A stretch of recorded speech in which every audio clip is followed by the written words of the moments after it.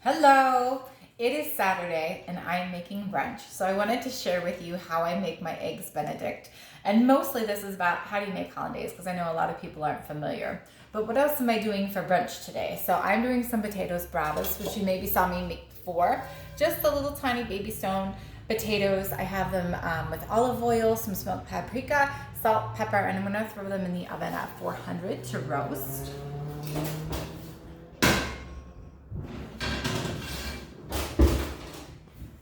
I, of course, have English muffins, but I need to make more than just one set of Benedict. I like to toast them in the oven so that all of them are done at the same time and nobody's waiting. So those are ready to go. I have 3 egg yolks. So my basic base, if you will, for hollandaise is 2 egg yolks to 1 stick of butter.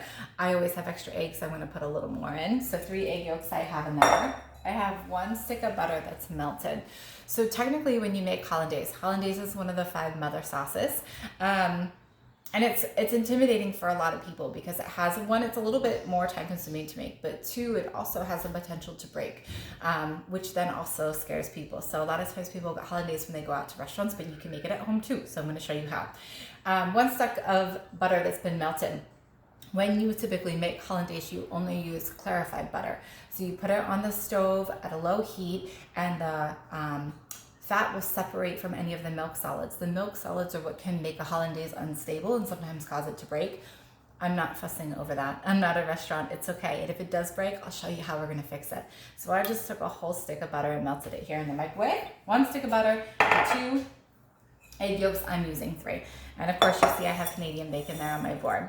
So what I do when I start my hollandaise, I have a pot. We have to create a double boiler. So I have a pot of water on the stove. It only has about 1 inch or so of water. I have it on medium heat and I'm trying to get up to a very slow simmer, gentle boil. I start with my egg yolks and I add to it about a tablespoon each of lemon juice and then white wine. So it just happens to work out that the wine that I'm drinking with brunch, cheers, is white. I don't typically like to waste good wine on cooking, but this only needs a little bit. Again, about a tablespoon, maybe 2. We'll give it a little bit more. But this is the wine that I'm going to be pairing and enjoying with my Benedict, as well. So this is the Cava's Hill Brut Cava. Cava is a sparkling wine made in Spain. So it's made by the traditional method champenois. So just like champagne, very close. There's very, very minor differences in the rules and regulations and requirements of how it's made, but it's made in the same labor-intensive process, that full 11 steps, where they actually have 3 separate wines that they, sometimes 4, that they make first. So instead of being made from the traditional grapes of Champagne, the Chardonnay, Pinot Noir, and Meunier, this is made from traditional grapes to Spain. So this has Xarel-lo, Macabeo, and Parellada. And now they're starting to make Chardonnay as well. So they'll make those 3 wines separately, all on their own first. And then they'll go through the blending process, put it back in the bottle, add more yeast, add more sugar, and let it go through its second fermentation in the bottle. They'll go through the whole riddling process. They'll do the whole degorgement, where they dip it into liquid nitrogen to freeze the plug, flip it over, uncork, uncage, and allow all the impurities to be blown out of the wine. They'll do the final dosage. And so it's a really labor-intensive process, just like champagne, but at a fraction of the price. So usually Cava's right in that $15 to $20 range. This Cava's Hill was on special last year for $14.99, and I grabbed all that I could find. So it has really awesome bubbles in the glass, very high quality. And anytime that you have a high acid wine with a little bit of bubbles, it's the perfect wine to pair with something that's fatty. And because we're making this sauce with butter, that makes it a great pairing. So I'll put that to the side and save that for when I'm done. But I want to show you how we're going to make this hollandaise. So come on over. I'm going to move this a little closer to the stove so you can see what I'm doing. There we go. There you are. Okay, so I made this pot of water. I put it on medium-high heat so I could bring it up to a really low boil. It's just starting to boil it as it is. I'm using a glass bowl. You can use a metal bowl as well. The metal conducts the heat more quickly, so you have to be more careful with the metal bowl to make sure you don't overcook your egg yolks. So we started with those 3 egg yolks. about a tablespoon of lemon juice, tablespoon or two of white wine if you're choosing. It's not per se important which one it is. I've even used rosé before. It's just important that it has some nice citrus notes and some tang to it, because that's what hollandaise is. You're adding some unique flavors to otherwise a really fatty sauce. So the first thing you want to do is you want to get these egg yolks aerated nicely. So you're going to have to do a lot of whisking. This is why it's kind of labor intensive. So over that double boiler, you're going to keep whisking those egg yolks so they get air in them and they become lighter. What you're looking for is the color of the egg yolks to turn really light, a really pale yellow. That's how you know when you have enough air in them. The other thing that you're doing as we're slowly allowing this to sit over top of the boiler is it's cooking the egg yolks. So it's creating the thickening agent that we're going to need to make this sauce. So we're going to start by whisking, and you can see already they're becoming frothy and they're becoming paler. My water's down there boiling. If it gets too hot, I'm going to turn it down. You have to constantly watch the condition of the egg yolks. You want to make sure that up here on the sides of the bowl, you're not seeing anything get crusty or start to cook in any way. You want to make sure you're not seeing the eggs start to scramble. And that's why we gave a little bit of that citrus juice and that champagne in there, well, sparkling wine in there, to help stabilize the egg yolks a little bit and slow the cooking process so that they don't become cooked. I'm using a whisk. I'm doing this with my muscles. It'll be part of my workout for the day. If you have one of these, you could definitely use that. Electric, mixer or whisk. If you would be using a standard electric hand mixer, you want to put it really on a low speed. Okay, so this is starting to get nice and frothy. I'm watching the edge of that bowl. The heat is slowly cooking those. And I think I'm at the point that I can start to drizzle in my fat. So I took my one stick of butter that I've melted already. I did not separate it. It's not clarified. I'm not too concerned with that for my home cooking.